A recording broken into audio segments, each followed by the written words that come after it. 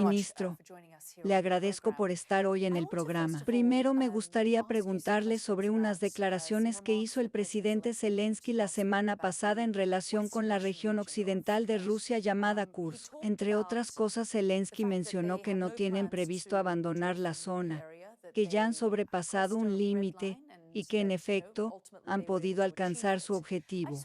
Me gustaría saber qué opina con respecto a esta postura. ¿Usted considera que lo que buscan lograr es algo sostenible? Como todos ya sabemos, Ucrania ha sido objeto de un ataque.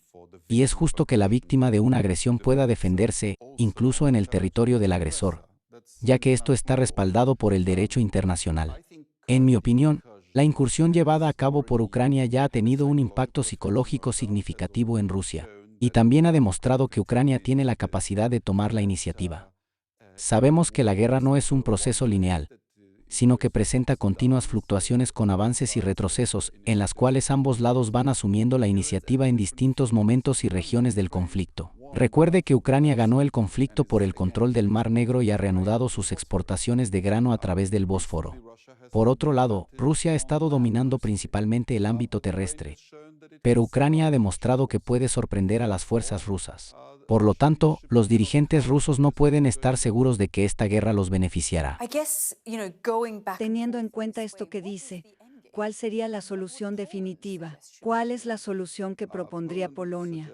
Polonia recomendaría al presidente Putin que convoque a su jefe de gabinete y le ordene retirar inmediatamente sus fuerzas de Ucrania. Eso no pasará. Pero permítame decirle que Rusia podría poner fin a esta guerra en 5 minutos. Desafortunadamente Ucrania no tiene esta opción, porque está defendiendo desesperadamente su independencia, e incluso podríamos decir que su propia existencia. Entonces, si usted afirma que la situación está en manos de Rusia, ¿realmente piensa que Putin tomará esa medida en este momento? Aún no. Pero entonces, ¿cuáles cree que serían los pasos prácticos a seguir? ¿Usted cree que el presidente Zelensky y los ucranianos deberían aceptar que van a perder una parte del este de Ucrania y que finalmente tendrán que sentarse frente a los rusos para negociar y llegar a un acuerdo?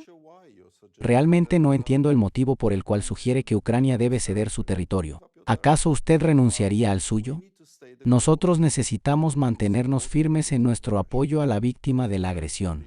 Se realizó una votación en la Asamblea General de la ONU, que fue una de las más contundentes en su historia, para condenar al agresor. Esto no es un comunicado de prensa, es una ley. Y como comunidad internacional tenemos una obligación. Y esta obligación incluye tomar contramedidas para restaurar no solo el respeto por la frontera internacionalmente reconocida, sino también para restaurar las garantías de seguridad que Estados Unidos, Gran Bretaña y sobre todo Rusia le otorgaron a Ucrania en el año 1993, a cambio de que este país renunciara a sus armas nucleares. Y también recuerde que Ucrania y Rusia tienen un tratado de límites, que fue firmado y ratificado solemnemente por Putin. Así que al decir que deberían negociar, es fundamental considerar también los factores políticos en juego. Nosotros debemos seguir comprometidos en apoyar a Ucrania para que pueda resistir y repeler esta agresión. Rusia no devolvió Crimea, ¿verdad? Y aunque esta anexión no está reconocida internacionalmente, miles de soldados ucranianos mueren en el frente todos los días, y en un par de meses podríamos ver un cambio de poder en los Estados Unidos. Por eso pregunto si se están planteando otras discusiones, o si se están contemplando otras opciones en lugar de que esta guerra continúe. Porque una de las cosas que dijo Trump es que si vuelve al poder terminará esta guerra en 24 horas. Hay mucho que responder. Por supuesto que la guerra podría llegar a su fin si Ucrania decidiera finalmente rendirse ante Rusia. Sin duda alguna, no me gustaría vivir en un mundo en el que los países más poderosos tienen la capacidad de invadir a sus vecinos sin enfrentar ningún tipo de consecuencia. Y tampoco me gustaría vivir en un mundo donde los periodistas instan a las víctimas a rendirse. Sinceramente quiero vivir en un mundo donde existan reglas claras y justas, y donde no se puedan cambiar las fronteras internacionales a través de la fuerza. Es verdad que los soldados ucranianos están muriendo. Ellos están luchando heroicamente para defender su país. También es verdad que hay más soldados rusos que mueren a un ritmo de aproximadamente 1000 por día. Por lo tanto, creo que no debemos olvidar que esta guerra también es terrible para los rusos. Rusia está destruyendo su riqueza nacional al financiar esta guerra, Y la pregunta es cuánto tiempo podrán sostenerlo. Realmente no lo sabemos. Estas guerras coloniales suelen durar bastante tiempo, porque para que la guerra llegue a su fin, la élite rusa y especialmente la de Vladimir Putin, tendría que llegar a la conclusión de que no puede alcanzar sus objetivos de recuperar su colonia a un costo aceptable. Él no llegó a ese punto. ¿Y usted confía en que Estados Unidos apoyará la causa? En su discurso de aceptación, Kamala Harris mencionó que confía en la OTAN y que se comprometerá a continuar con la política de gobierno de Biden, de la cual ella forma parte. Pero desde el grupo republicano recibimos mensajes un poco contradictorios. Algunas personas, sobre todo los asesores cercanos al expresidente, sostienen que lo que quieren comunicar al abogar por un fin rápido de la guerra es la intención de amenazar a Putin con aumentar la ayuda a Ucrania. Según estas personas, esto le daría a Putin más incentivos para adoptar una postura más realista. Esa es una situación que yo podría respaldar. He pasado un tiempo en Ucrania y he visto la lucha que los ucranianos enfrentan cuando hay un retraso en el suministro de armas, especialmente cuando los países de los que dependen tienen algún tipo de debate político interno, como es el caso de Estados Unidos. Por eso planteo estas preguntas, porque quiero entender mejor cuál sería la solución definitiva. Si Ucrania ya no pudiera seguir luchando, ¿cuáles serían sus alternativas? Pero puede seguir luchando. La Unión Europea ha apoyado a Ucrania con unos 120.000 millones, mientras que Estados Unidos ha contribuido con unos 90.000 millones, principalmente en armas, lo cual es muy importante. Por otro lado, Gran Bretaña y Polonia hacen mucho por Ucrania. Creo que Gran Bretaña acaba de anunciar algunas medidas adicionales, y nuestro país ya les ha enviado su 45º paquete de ayuda.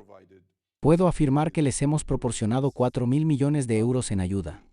Pero también es importante reconocer que este apoyo representa solo una pequeña parte de la totalidad de la economía europea. ¿Podrían hacer más? Me parece que deberíamos hacer más, ya que el costo de disuadir a Putin si conquistara Ucrania y llegara a la frontera polaca sería muchísimo mayor. Ustedes lo saben bien. Quiero decir, si esto es algo que les preocupa a los polacos. Claro, Rusia nos ha invadido en numerosas ocasiones, así que les creemos cuando nos amenazan. Y pensamos que es mejor detener a Putin mientras podamos. Tuvo un momento viral cuando habló en la ONU recientemente y le respondió al embajador ruso. En su discurso dijo que Rusia cambia después de perder guerras, y me gustaría entender a qué se refería con eso. Gran Bretaña participó en la guerra de Crimea en el siglo XIX, y después de eso Rusia implementó reformas. Luego, cuando Rusia perdió la guerra con Japón, se vio obligada a promulgar una constitución, crear un parlamento e implementar cierta libertad de prensa. Rusia fue derrotada en la Primera Guerra Mundial, lo que llevó a la formación de un gobierno liberal por un breve periodo. Luego, Rusia perdió la guerra en Afganistán, y hubo reformas en la Unión Soviética como la perestroika bajo Gorbachov, entre otras. Entonces, una victoria para Ucrania también representa una oportunidad y una esperanza para Rusia. Supongo que Rusia colapsa tras perder guerras. De todos modos, es mejor que no las iniciemos. Y además, el proyecto de reconstruir el imperio ruso es muchísimo más de lo que Rusia puede alcanzar. Es algo totalmente irreal. Y la única pregunta que nos hacemos es cuántas vidas se perderán antes de que el liderazgo ruso entienda esto. La posición de Polonia es única, ya que incluso los grupos de extrema derecha son prooccidentales en lo que respecta a Rusia porque reconocen su amenaza. Sin embargo, este no es el caso en otros países europeos. Realmente creo que el apoyo de los ciudadanos es bastante sólido en Ucrania. Me parece que hay más divisiones entre los políticos que entre la gente, porque estoy convencido de que las personas son capaces de identificar y reconocer el mal.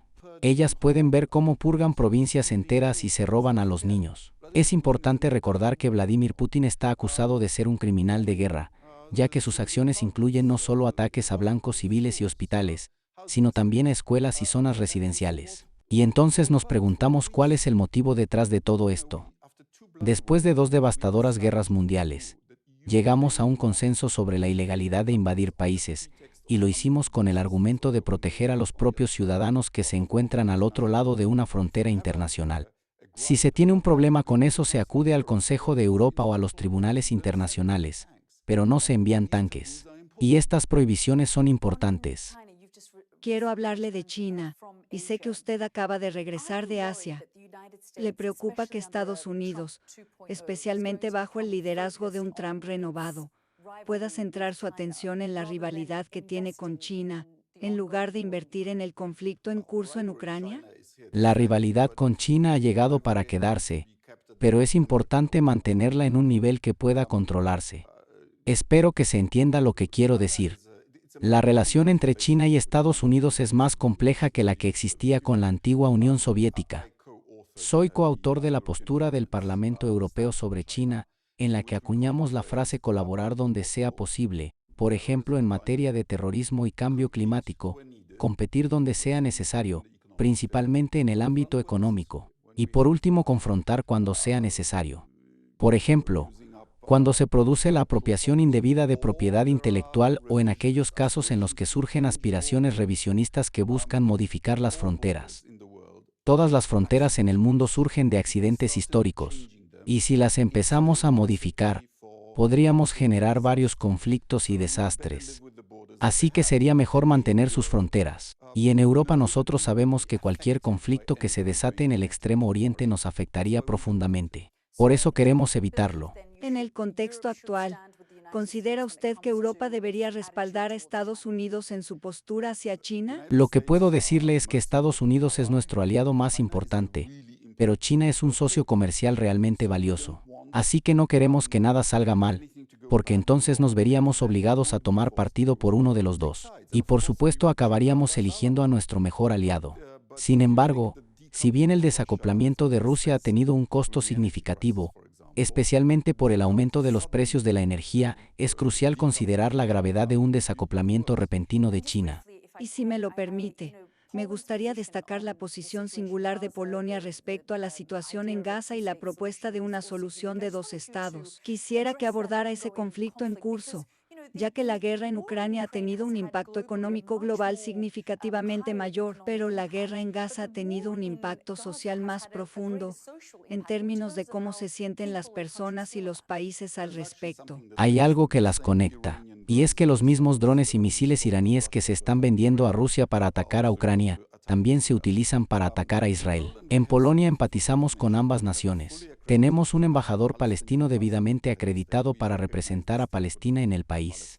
Así que reconocemos la condición de Estado de Palestina, pero también reconocemos el derecho de Israel a vivir en fronteras seguras. Nos parece que es verdaderamente trágico que no puedan llegar a un acuerdo que les permita separarse, y que de este modo ambas naciones finalmente puedan vivir dentro de sus propios estados de manera pacífica. Por último, sé que dirá que son los estadounidenses quienes deben decidir sobre la elección en Estados Unidos, pero ¿le preocupa una segunda presidencia de Trump?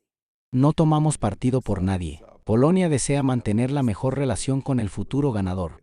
Muchas gracias por su tiempo. A usted.